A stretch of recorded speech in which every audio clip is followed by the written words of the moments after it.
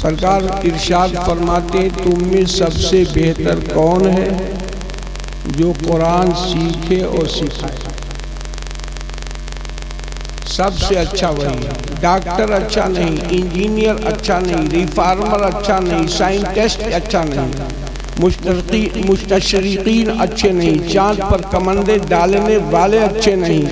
اس بھری دنیا میں سب سے اچھا وہ ہے جو قرآن سیکھے اور سکھائے۔ سبحان اللہ، سبحان اللہ۔ قرآن پڑھانے والا بھی اچھا ہے، قرآن پڑھنے والا بھی اچھا ہے۔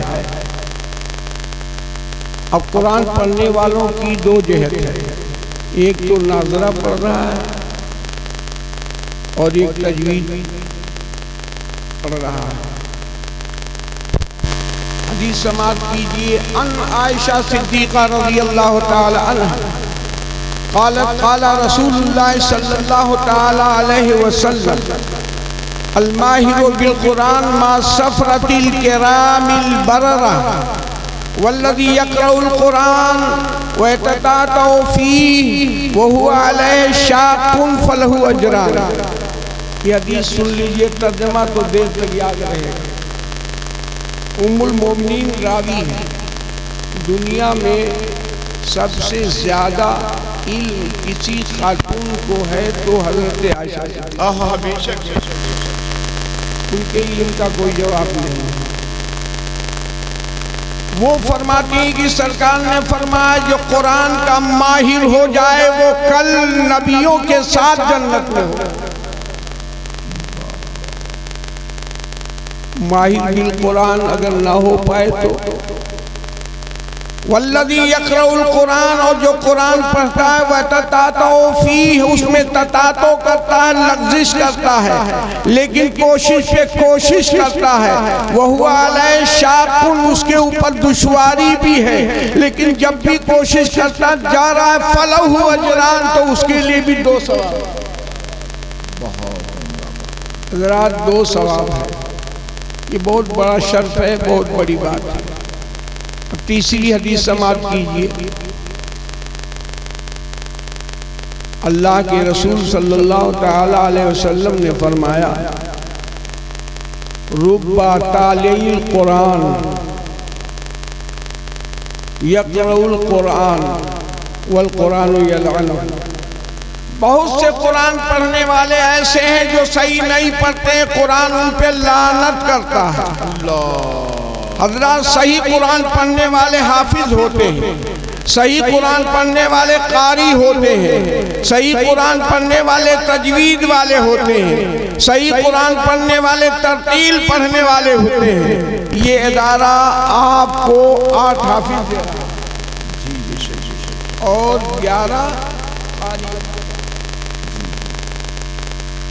اور 4 عالم۔ الفاظ قرآن کو یاد کرنے والے کو حافظ کہتے ہیں اور معنی قرآن کے یاد کرنے والے کو عالم کہتے ہیں، اور تجوید والا تو سبحان اللہ۔ حضرات قرآن کو صحیح پڑھنا چاہیے۔ میں آپ کو بتاؤں، آپ مالدار ہوں گے، آپ بنگلے والے ہوں گے، آپ گاڑی والے ہوں گے، آپ بزنس کرنے والے ہوں گے، لیکن جتنا اچھا قرآن یہ لڑکے پڑھ لیں گے، جس قدر بہترین وضو یہ علماء بنا لیں گے، جس قدر لذت تشہید حیات یہ علماء ہو جائیں گے، جس قدر علماء کا مذاق سجدہ تڑپے گا، جس قدر علماء کے ذوق بندگی کو سکون ملے گا، آپ صحیح وضو نہیں بنا سکتے۔ یہ علماء ہیں جو صحیح وضو بناتے ہیں، یہ علماء ہیں جو تعدیل ارکان صحیح کرتے ہیں، یہ علماء ہیں جو رکوع و سجود اور قیام و قعود صحیح کرتے ہیں۔ حضرات قرآن کو صحیح پڑھنا فرض ہے جیسے نماز، لیکن اس بات میں ہماری قوم بہت غفلت برت رہی ہے، قرآن کو صحیح پڑھنے کے لیے کوشش نہیں کر رہی ہے۔ لوگوں کی نمازوں کا کیا حال ہوگا، نماز ہوگی یا نہیں ہوگی؟ اگر کوئی الحمد کو چھوٹا ہے سے پڑھ دے تو معنی فاسد، نماز گئی۔ اگر کوئی الفاظ میں کمی بیشی کر دے، لہن جلی کر دے تو نماز مکروہ تحریمی ہو گئی۔ اور لین خفی کر دے تو نماز مکروہ ہو گئی۔ حضرات تو یہ نماز صحیح پڑھنے کے لیے صحیح نماز پڑھنے والے حافظ ہیں یا قاری؟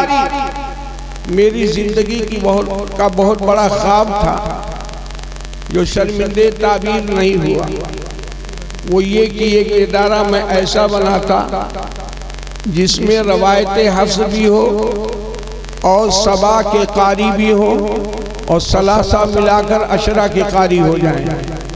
یہ خواب میرا پورا نہیں ہوا، لیکن اس خواب کو مدرسے پورا کر رہے ہیں۔ الحمدللہ آپ کے اس ادارے سے 8 حافظ نکل رہے ہیں اور 11 قاری نکل رہے ہیں۔ تو صحیح قرآن پڑھنا سب کے اوپر فرض ہے، ہر مرد پہ فرض ہے، ہر عورت پہ فرض ہے۔ یعنی جو صحیح قرآن نہیں پڑھے گا اس کی نماز نہیں ہوگی۔ صلات کی غلطی، قرأت کی غلطی، تفصیل الحروف میں غلطی، مخارج کی غلطی، یہ ساری غلطیوں کا مداوع، یہ ساری غلطیوں کو دور کرنے کے لیے مدرسے قائم ہوئے ہیں۔ الحمدللہ یہ مدرسہ صحیح قرآن پڑھنے اور پڑھانے کی تلقین کرتا ہے۔ تو حضرات یہ کون سی قوت ہے؟ یہ تعلیمی قوت ہے، اور تعلیمی قوت کی جب جلوہ گری ہوتی ہے تو بہت بڑا کام ہوتا ہے، بہت بڑا فضل ہوتا ہے۔ مانا میں نے کہ آپ بہت بڑے بزنس مین ہیں، مانا میں نے کہ آپ بہت بڑے کروڑپتی ہیں، لیکن جو ایک حافظ صحیح نماز پڑھ لے گا، ایک قاری صحیح نماز پڑھ لے گا، وہ دوسرا آدمی نماز نہیں پڑھ سکتا۔ اس لیے اس کی اہمیت جو ہے، حافظ و قاری کی اہمیت بہت زیادہ ہوتی ہے۔ الحمدللہ آپ کے اس ادارے میں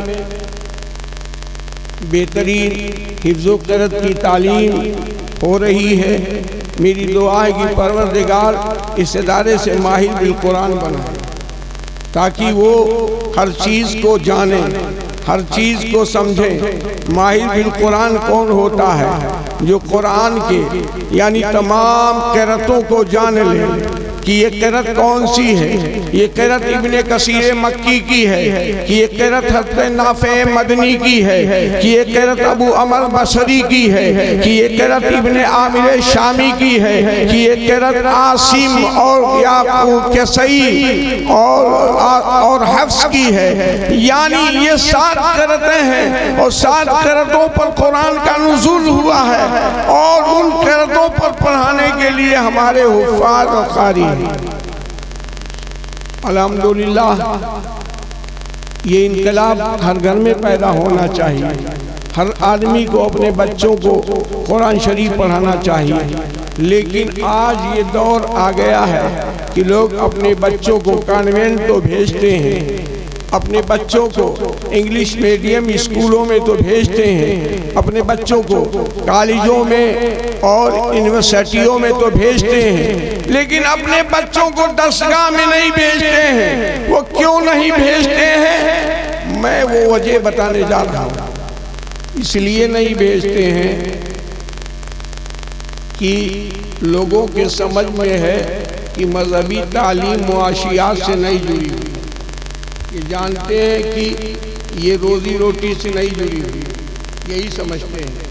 جانتے ہیں رانائیاں دوسری طرف ہے، نکتیں دوسری طرف ہے، یعنی یونیورسٹیوں کی طرف ہے، یعنی ڈگریوں کی طرف ہے۔ اسی لیے مالدار طبقہ جو خوشحال ہے وہ اپنے بچوں کو مدرسے میں نہیں ڈالنا چاہتا ہے، وہ سمجھتا ہے کہ یہ تعلیم معاشیات سے نہیں جڑی ہوئی ہے۔ لیکن میں بتانے جا رہا ہوں، اس حدیث کو پیش کرنے جا رہا ہوں جس حدیث کو امام اعظم سراج امت ابو حنیفہ نے اپنے مسند امام اعظم میں پہلی حدیث کا درجہ دیا۔